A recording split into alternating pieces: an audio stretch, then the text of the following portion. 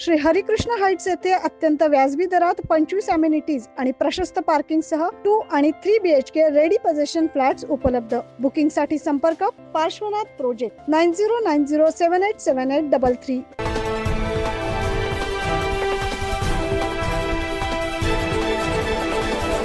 Wani police ठाण्यात police उपनिरीक्षक विजय कोठावळे यांचा वाढदिवस वणी परिसरातील अवैध दारू तस्करांनी वणी पोलीस ठाण्यात साजरा केला।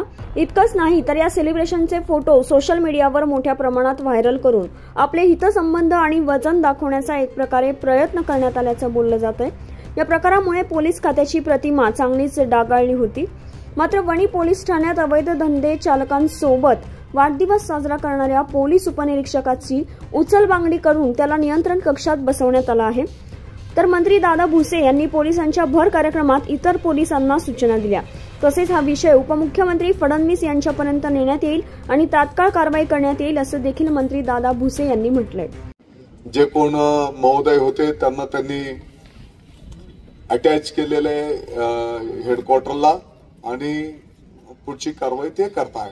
म्हणजे तुमच्या प्रश्नाचं मी आल्याच्या नंतर माहिती घेतली तर सांगायचं तात्पर्य असं आहे की आपण कसं वागतो आता जास्ती जबाबदारीने आपल्याला वागावं लागणार आहे आणि त्यातल्या त्यात पोलीस प्रशासनाकडे तर जास्तीचं लक्ष समाजाचं असतं। याविषयी पोलीस अधीक्षक विक्रम देशमाने यांनी त्यांच्यावर तात्काळ कारवाई करत चौकशीचे आदेश दिले आहेत। याच्यामध्ये संबंधित गुन्हेगार जे आहे कालच छापा टाकलाय रात्री आपण त्याच ह्याच्यामध्ये आणि प्रोहिबिशनची परत एक काल केस केलेली आहे। अशा प्रकारे कोणी जर का करत असेल तर त्याच्यावरही आपण त्याचप्रमाणे कुणी असे त्या प्रकारचं बिहेवियर पोलीस अधिकारी अंमलात घेऊन आपण घेतलं जाणार।